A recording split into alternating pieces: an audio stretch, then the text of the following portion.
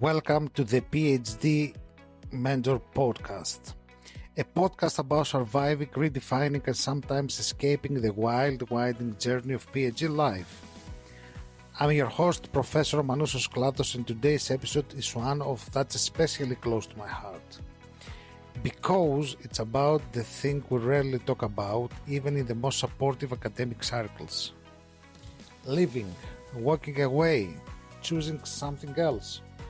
And why that decision might be the bravest, healthiest, and smartest thing you ever do. There is a phrase that quietly echoes through the halls of academia, one that almost no one says out loud, but everyone seems to know. Not everyone finishes. Some say it with shame, some with resignation, while some other with judgment. But today we are going to say it with something else. Compassion, dignity, and maybe even celebration. Because the truth is that the PhD path is not a promise, it's not a guarantee, and is certainly not the only road to a fulfilling, meaningful, and intellectually rich life. In fact, for many people, stepping off the path is not the end of a dream, but the beginning of something much, much, much better. Now let's start a bit with the numbers. Depending on the country and the discipline, PhD, let's say, attrition rates can be as high as 50%. That means nearly half of all doctoral students don't finish. That number often climbs even higher for first-generation scholars, international students, and marginalized groups. Actually, these people aren't people who were not smart enough or not dedicated. They may be often exceptionally smart and incredibly dedicated, but something didn't work. Maybe it was the isolation, the lack of structure, the mental health toll. Or maybe, just maybe, they realized that the thing they set out to do wasn't actually what they wanted anymore. And here is a question we rarely ask in academia. What if changing your mind isn't a crisis? What if just growth, normal growth? You see, we often enter PhD programs in our early to mid, let's say, 20s. For some of us, it's straight out of undergrad studies. For some other, it comes after a few years in the workforce. Either way, we enter with a sort of kind of idealism, ambition, and more than a little anxiety. We want to make an impact. And actually, a PhD student is trained to make an impact. We want to make a contribution. We want to belong in the world of ideas. We want to prove first to ourselves and to our families and then to our mentors that we can do this. But the PhD journey is long and it's not linear. It's a full, let's say, of false starts, dead ends, and emotional sinkholes that no one tells you about during the orientation. For a long time, academia has been framed as a calling, a devotion, a sacrifice for the greater good, and while the story can be inspiring, it can also be very, very dangerous. Why? Because it implies that if you struggle, or worse, if you leave, you are failed. Or you are a betrayer, you betray the cause.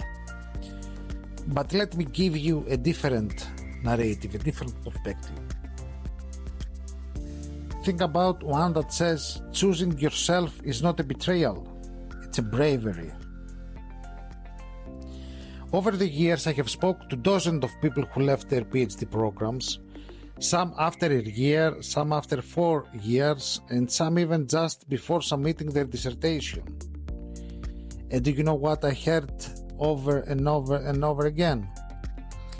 I thought I would be a failure, but leaving was the first time I actually felt free. Or I didn't realize how unhappy I would become until I finally stepped away. Some other times I heard that think that I'm doing a work right now that aligns with my values and I'm happy. I never felt that in my PhD. These are people who went on to become writers, therapists, data scientists, entrepreneurs, policy advocates, community organizers, and so on. People who now have the time and space to be present for their families, their passions, and their health. People who carry their academic training into the real world, not in the form of publications or tenure, but as critical thinkers, thoughtful communicators, and agile problem solvers. These actually are people who flourish after leaving. Now I want to be clear. This isn't about bashing academia. Many people find deep fulfillment in the scholarly life. And if you are thriving in your program, I'm cheering you on, but seriously, the world needs researchers, educators, and mentors who are committed, curious, and compassionate. But this episode is not for these people. There is not for people who are thriving inside academia. It's for those actually who are tired of academia. They are tired of the PhD and the research life. The ones who cry between the meetings.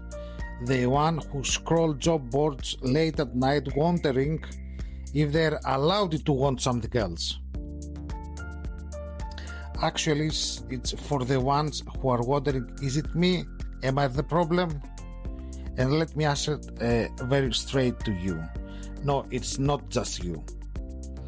You know, academia is a system. And like any system, it comes with norms, pressures, and limitations. Some of those serve us, others don't. When we don't fit, it doesn't mean we are broken. It means just we are different. And different can be beautiful. Different can be necessary.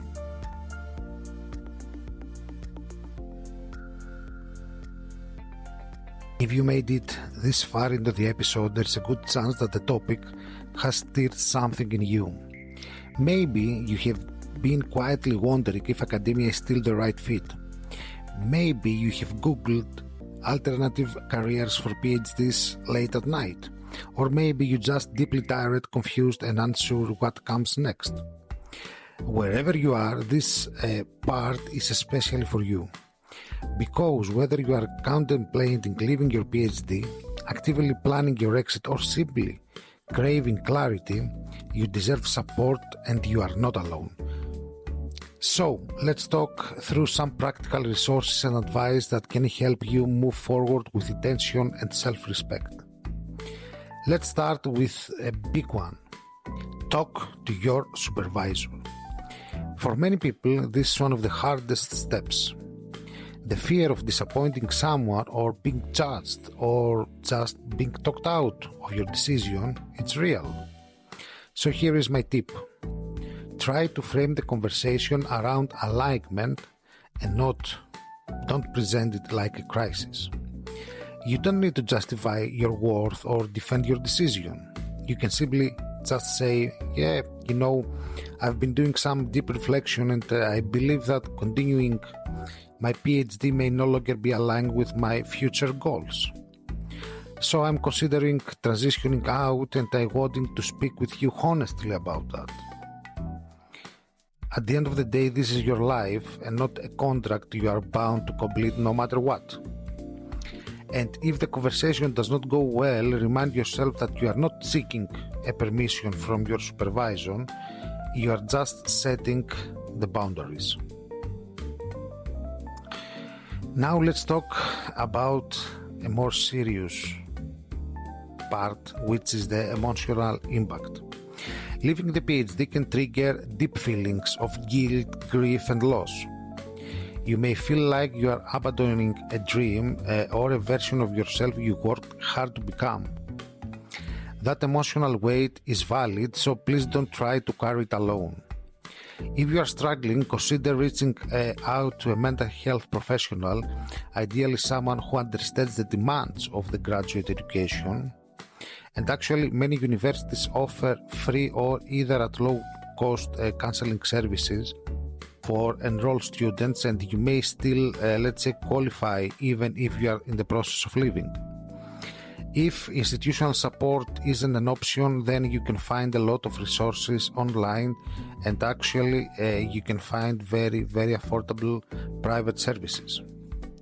Also, there are some online spaces where others have navigated similar decisions.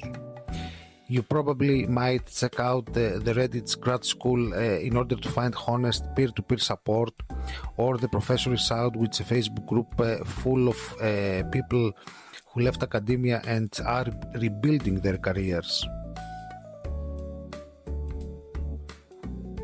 Of course, one of the most daunting questions is, what else I can do? And the answer is a lot, believe me. You've probably developed skills in writing, project management, data analysis, public speaking, complex problem solving, and more. The key is learning to translate those skills outside academia in a non-academic environment. I can tell you some career tools that can help you. For example, you can look for Imagine PhD, which is especially useful for humanities and social science students. The MyIDP, which is built for STEM and biomedical sciences. The Versatile PhD, which offers a supportive community and career transition resources. And the Beyond the Professorate, which is a platform full of workshops, resume templates, and so on. These tools may help you explore sectors like science communication, UX research, public policy, non-profit work, tech, consulting, and more. You might be surprised by how many roles value the kind of thinking you have been trained to do. In any case, if you want a more personalized support, you can connect with me, and I can help you with this academic transition. Believing that even a single session can help you get unstuck and set some clear goals. And one more thing that I don't like to forget, which is very important: give yourself time to grieve. Even if the PhD no longer feel right, it still matters. You invested years of effort, identity, and emotion into it, and deciding to walk away doesn't erase that. It simply acknowledges that something else might serve you better now. There is no shame in that.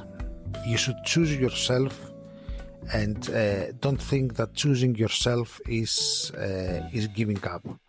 It's just growth. And if you are thinking about leaving, or you have already made this decision, I want you to know this: you are still brilliant, you are still valuable, and your life does not get smaller when you leave academia. It gets bigger and more aligned and more your own.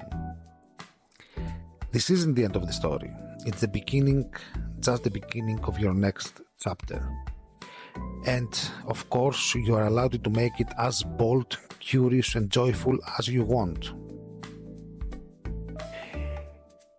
Before we wrap up today's episode, I want to leave you with one last thought about how we define success in academia and how we might begin to change that. For far too long, success in the academic world has been measured in very, very narrow terms, like finishing the PhD, publishing in high-impact journals, landing a tenure position. Anything less or anything different is often seen as a detour or even a failure. But that definition is broken. It leaves no room for nuance of individuality or for the human side of being a scholar. So it's time, I think, to redefine success in academia, and not as a title or a position, but as an alignment. Success can mean recognizing when a path no longer serves you and having the courage to choose another one. It can mean using your skill in unexpected places, creating impact beyond journals and conferences. It can mean healing, thriving, and helping others to do the same. So we need to build a culture where changing direction is not shameful but respected. Where mentorship includes real talk about non-academic careers, and where mental health is prioritized over productivity. And believe me, this starts with a small step. Brave acts, talking openly, sharing stories, and challenging assumptions. The truth is that academia doesn't own success, however you do, and you get to define it for yourself. So whether you stay, leave, pause, pivot, or reinvent yourself entirely, remember this: you are not a failure for choosing a life that fits you better. You are a success. You are a success for refusing to settle. So thank you so much for spending this time with me today.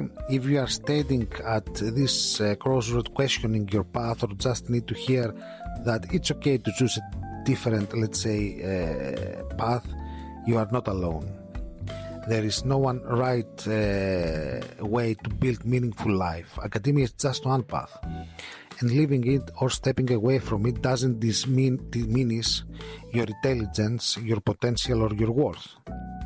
You are still whole. You are still worthy of being proud of.